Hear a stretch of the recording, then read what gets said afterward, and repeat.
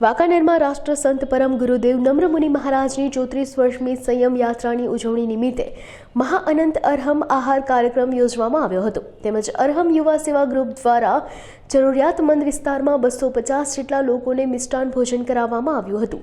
આ ઉપરાંત ગાયત્રી શક્તિપીઠ વાત્સલ્ય ધામ ખાતે 20 જેટલા દિવ્યાંગ બાળકોને મીઠાઈ ફરસાણનું ભોજન કરાવી સંયમ યાત્રાની સાદગીપૂર્ણ સેવાકીય ઉજવણી કરી હતી।